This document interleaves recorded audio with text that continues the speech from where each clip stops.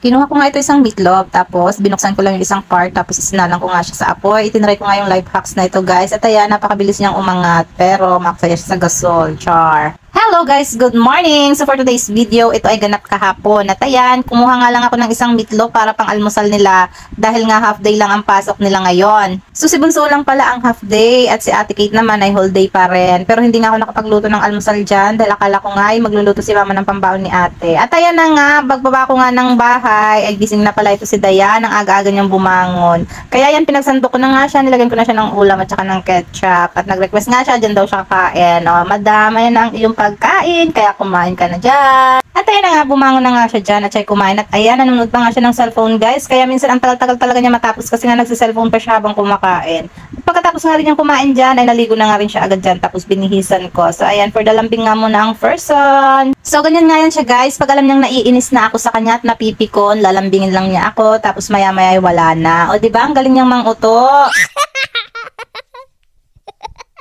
At ayan na nga, pinupuyuran ko na nga siya ng mga oras na yan. At sabi niya nga, tirintas daw ang kanyang puyod. Kaya ayun, pinuyuran ko nga siya ng tirintas dahil sinipag ako ng kaunti. At ayan na nga, sabi ko nga sa kanya, ay kumuha na nga siya ng isusuot niyang sandals. At yun nga, maliit na sa kanya yung sandals na yun, pero pinilit niya pa rin niyang isuot. At ayun, kinuha ko na nga yung susi ng motor at kami palabas na. At ayan, nandiyan na nga kami sa garahe niyang mga oras na yan guys. At napakadilim pa talaga dahil nga hindi pa naayos yung ilaw dyan. Dahil nga gabi na nakakauwi si sir, kaya hindi na niya maasikaso. At ayan na nga, nandun na nga kami sa labas, papunta na kami sa bahay ni mama. Kinuha ko na yung susi at aray, magbubukas na nga ako ng tindahan.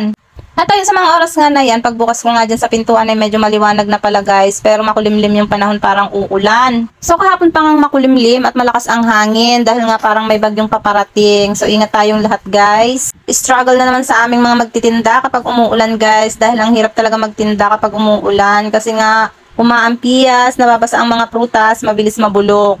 Maya-maya nga naalala ko, mahahaba nga pala ang kuko ni Dayan, kaya ayan, ginupitan ko nga muna siya. Tapos napuyutan ko na nga din si Amara ng mga oras na yan. Fast forward nga, ihahatid ko na nga sana sila sa motor, kaso nga biglang bumuhos yung malakas na ulan. Kaya ayun, hindi na nga ako tumuloy at nag-stay nga muna sila sa tindahan ng ilang minuto. At nung tumila-tila na nga, pumara na nga kami ng tricycle. At magta-tricycle na nga lang sila papasok at ang hirap naman kapag nakamotor tapos umuulan, mababasa sila, kawawa naman, di ba? At ayun, buti na nga lang at hindi naman nagtagal yung ulan na yun, dumaan lang talaga siya pero napakalakas at biglaan nga.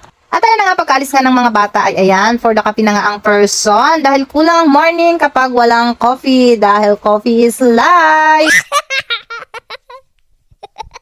Maya-maya nga, lumabas na nga itong si mama at may dala-dalang ang burger. Kaya ayan, for the kain nga muna ang person. Ang sarap, o diba? Dapat nga diet ako guys, hindi ako nag-aalmusal. Pero dahil sabi ni mama, kainin ko daw. Kaya ayan, kinain ko na lang.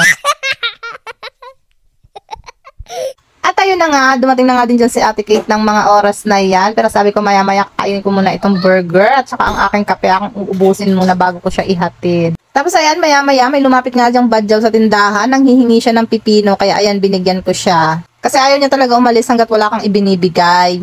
At ayun na nga, paalis na nga kami niya ni Ate Kate. Ihahatid ko na nga siya sa kanyang school. Pero nga, dumaan nga muna kami dito sa karinderya at bumili nga siya ng kanyang pambaon dahil nga hindi ako nakapagluto. So ayan, saglit lang naman siya dyan. Tapos on the way na nga ulit kami. So that's it. Wait for part 2.